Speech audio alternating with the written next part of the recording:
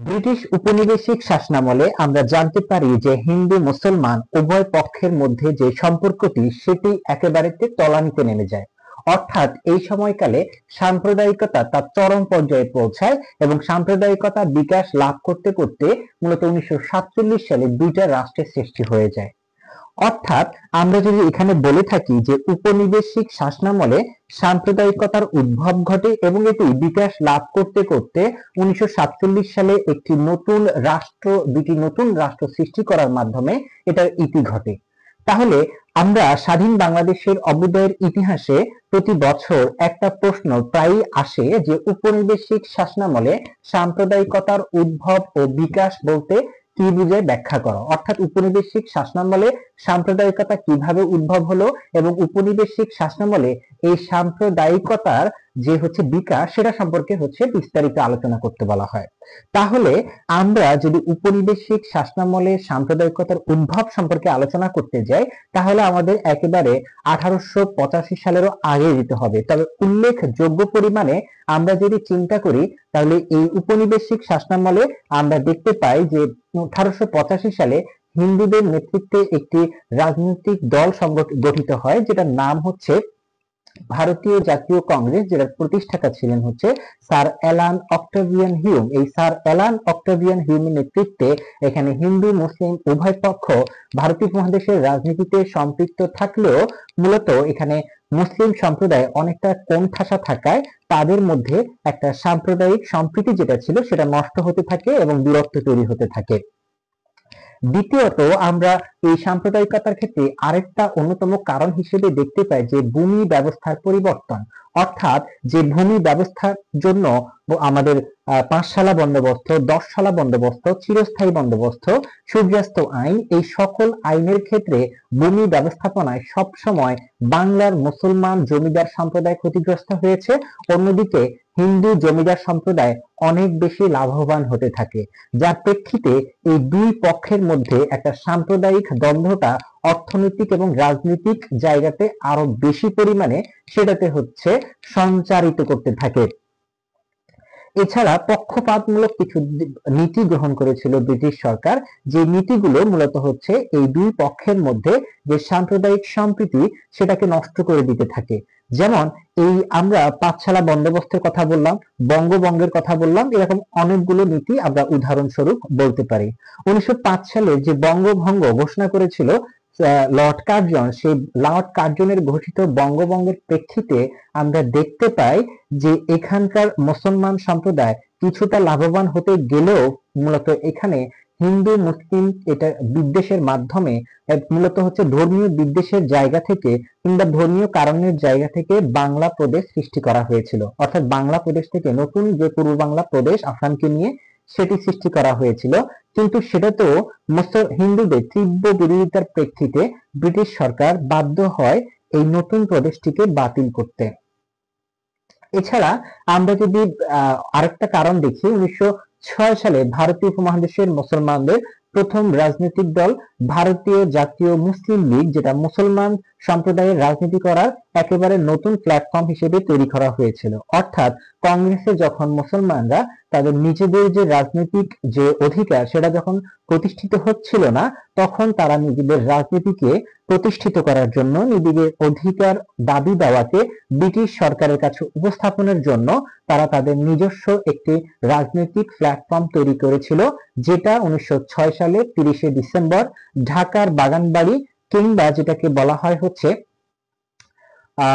ইশারাত মঞ্জিল, বর্তমান মধুর ক্যান্টিন, সেখানেই এটি প্রতিষ্ঠা লাভ করে। মুসলিম লীগের প্রথম সভাপতি ছিলেন মাওলানা বিকারুল মুলক এবং এর প্রতিষ্ঠাতা ছিলেন ঢাকার নবাব সলিমুল্লাহ। এই মুসলিম লীগ প্রতিষ্ঠা করার পরে মুসলমানরা কংগ্রেস থেকে বেরিয়ে এসে অনেকটাই সাম্প্রদায়িক হয়ে পড়ে।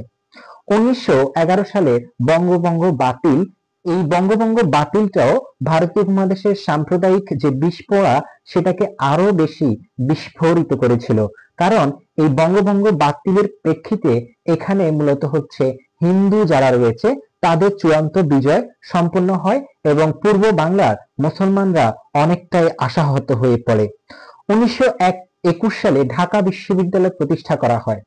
মূলত এই ঢাকা বিশ্ববিদ্যালয় প্রতিষ্ঠা করার মাধ্যমে পূর্ব বাংলা কেন্দ্রিক যে শিক্ষা দীক্ষার উন্নয়ন, এটির বিরোধিতা শুরু করে হচ্ছে পশ্চিমবঙ্গের কলকাতা কেন্দ্রিক হিন্দু ব্রাহ্মণ কিংবা হিন্দু রাজনীতিবিদগণ, কংগ্রেস নেতৃবৃন্দ। কারণ তারা চিন্তা করেছে যে পূর্ব বাংলা কেন্দ্রিক যদি উন্নয়ন ঘটতে থাকে তাহলে এইখানকার ছাত্র কিংবা অন্যান্য যে বিষয়াদি কিংবা চিকিৎসা সকল ক্ষেত্রে কলকাতা কেন্দ্রিক পূর্ব বাংলার মুসলমানদের যে মুখাপেক্ষিতা সেটা অনেকটাই কমে আসবে, যার প্রেক্ষিতে তারা চিন্তা করেছে যে তাদের এই কলকাতা কেন্দ্রিক মুখাপেক্ষিতা মুসলমানদের রক্ষা করার জন্য পূর্ব বাংলায় কোনো বিশ্ববিদ্যালয় প্রতিষ্ঠিত হতে দেওয়া যাবে না। অর্থাৎ এই ঢাকা বিশ্ববিদ্যালয়টা অনেকাংশে মুসলমানদের জন্য প্রতিষ্ঠা করা হয়েছে। যদি আমরা বলি এটাও একটা সাম্প্রদায়িকতারই ফলাফল ছিল। 1928 সালে মোহাম্মদ আলী জিন্না কর্তৃক 14 দফা ঘোষণা। এই 14 দফার মধ্যে মুসলমান সম্প্রদায়ের শিক্ষা দীক্ষা, অর্থনৈতিক উন্নয়ন, ভবিষ্যৎ কর্ম নির্ধারণ এই সকল বিষয়ে এখানে নির্ধারণ করা হয়েছে। অর্থাৎ জিন্নাহর 14 দফায় শুধুমাত্র মুসলমানদের স্বার্থ সংশ্লিষ্ট বিষয়গুলোকে স্থান দেওয়া হয়েছিল, ফলে তার এই 14 দফায় হিন্দু সম্প্রদায়ের স্বার্থ অনুপস্থিত ছিল। অর্থাৎ আমরা এটাকে একটি সাম্প্রদায়িক নীতি হিসেবেও বিবেচনা করলে অত্যুক্তি হবে না, কিংবা এটিও সাম্প্রদায়িকতার যে বিকাশ ছিল সেটার অংশ বললেও অত্যুক্তি হবে না। তবে হিন্দুদের একচ্ছত্র আধিপত্য, হিন্দুদের একচ্ছত্র অত্যাচার এই সকল কিছুর বিরুদ্ধে জিন্নাহের 14 দফা অনেকটাই বাংলার মুসলমানদের স্বপ্নের 14 দফা ছিল। 1939 সালে দ্বিজাতি তত্ত্ব জিন্নাহ কর্তৃক, অর্থাৎ ভারতীয় উপমহাদেশে হিন্দু এবং কংগ্রেসের যে একক ছত্র আধিপত্য সেখান থেকে বেরিয়ে আসার জন্য মূলত ব্রিটিশ সরকারের কাছে মুসলমানদের অন্যতম রাজনৈতিক নেতা কায়েদে আজম মোহাম্মদ আলী জিন্না প্রথম এখানে দ্বিজাতি তত্ত্ব প্রদান করেছিলেন। অর্থাৎ দ্বিজাতি তত্ত্বের মাধ্যমে তিনি বলতে চেয়েছেন যে ভারতীয় উপমহাদেশে মূলত দুটি জাতি বসবাস করে, একটি হচ্ছে হিন্দু এবং অপরটি হচ্ছে মুসলমান। অর্থাৎ হিন্দুদের জন্য একটি রাষ্ট্র এখানে হতে পারে এবং মুসলমানদের জন্য আলাদা আরেকটি রাষ্ট্র হতে পারে, এবং মুসলমান যে রাষ্ট্রটি হবে সেটার নাম পরবর্তীতে 1947 সালে পাকিস্তান হয়েছে। অর্থাৎ এটাকে আমরা পাকিস্তান তত্ত্ব বলা যেতে পারে। এই দ্বিজাতি তত্ত্বের মাধ্যমে মূলত হচ্ছে স্বাধীন পাকিস্তানের প্রবক্তা বা স্বাধীন পাকিস্তানের যে তত্ত্ব সেটা প্রদান করেছেন কায়েদে আজম মোহাম্মদ আলী জিন্না। এটি যেহেতু একটি মুসলমানদের স্বার্থকে রক্ষা করার জন্য তত্ত্বটি প্রদান করা হয়েছিল, সেক্ষেত্রে এটিতে হিন্দুদের কোনো অধিকার কিংবা হিন্দুদের কোনো কথা উল্লেখ না করায় এটিকেও আমরা সাম্প্রদায়িকতারই একটা ধারাবাহিক পর্যায় হিসেবে বিবেচনা করতে পারি।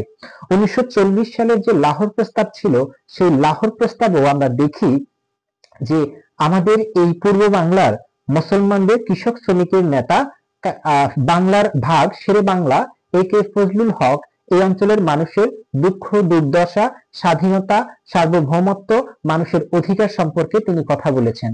1940 সালের লাহোর প্রস্তাবে 23 মার্চ লাহোর প্রস্তাবে তিনি বলেছিলেন মুসলমানদের স্বার্থ রক্ষার জন্য এক বা একাধিক রাষ্ট্র গঠন করতে হবে। অর্থাৎ মুসলমানদের স্বার্থের জন্য একটা রাষ্ট্র হতে পারে পাকিস্তান কিংবা একাধিক রাষ্ট্র হতে পারে সেটা বাংলাদেশ কিংবা অন্যান্য আরো ছোট ছোট ভূখণ্ড নিয়ে। অর্থাৎ স্বাধীন বাংলাদেশের স্বপ্ন মূলত হচ্ছে শেরে বাংলা একে ফজলুল হক তার ঐতিহাসিক লাহোর প্রস্তাবের মধ্যেই বুনে গিয়েছেন। সেজন্য একটা পরীক্ষায় প্রশ্ন আসে যে স্বাধীন বাংলাদেশের বীজ মূলত লাহোর প্রস্তাবে নিহিত ছিল, ব্যাখ্যা করো। অর্থাৎ এই লাহোর প্রস্তাবের মধ্যেই স্বাধীন বাংলাদেশ নিহিত ছিল। যদি এই লাহোর প্রস্তাবকে ব্রিটিশ সরকার সর্বপরিমাণে গ্রহণ করত তাহলে বাংলাদেশ 1947 সালেই স্বাধীন হতো, 1941 পর্যন্ত অপেক্ষা করতে আমাদের হতো না। এরপরে আমরা যদি যাই 1947 সালের ব্রিটিশ সরকার কর্তৃক যে দেশভাগ, এই দেশভাগে আমরা দেখতে পাই এই দ্বিজাতি তত্ত্ব, লাহোর প্রস্তাব এই সকল প্রেক্ষিতে মূলত হচ্ছে মুসলমানদের জন্য আলাদা একটি রাষ্ট্র প্রতিষ্ঠা করা হয় যেটার নাম হচ্ছে পাকিস্তান। 1947 সালের 14 আগস্ট পাকিস্তান প্রতিষ্ঠিত হয়। 1947 সালের 15 আগস্ট ভারত রাষ্ট্রটি স্বাধীনতা লাভ করে ব্রিটিশদের থেকে, যেটি রাষ্ট্রটি হয় মূলত হিন্দুদের জন্য একটি আলাদা রাষ্ট্র। অর্থাৎ এই যে সাম্প্রদায়িকতা শুরু হয়েছে ব্রিটিশদের শাসনামল থেকে, একেবারে কংগ্রেস প্রতিষ্ঠা, মুসলিম লীগ প্রতিষ্ঠা, বঙ্গভঙ্গ, 14 দফা, দ্বিজাতি তত্ত্ব, লাহোর প্রস্তাব, এই যে ধারাবাহিক প্রক্রিয়া, এই ধারাবাহিক প্রক্রিয়াগুলোর একেবারে সর্বশেষ পর্যায় হিসেবে আমরা দেখতে পাই যে ভারত বিভাজন। অর্থাৎ এই যে সাম্প্রদায়িকতার উদ্ভব ঘটলো এবং এটি এই বিভিন্ন তত্ত্ব কিংবা প্রস্তাবের মাধ্যমে এটি বিকাশ লাভ করতে করতে হিন্দু মুসলমানদের মধ্যে ব্যাপক পরিমাণে মতপার্থক্য তৈরি করে, তাদের মধ্যে দূরত্ব সৃষ্টি করে এবং তাদের মধ্যে অনেকগুলো দাঙ্গা তৈরি হতে থাকে।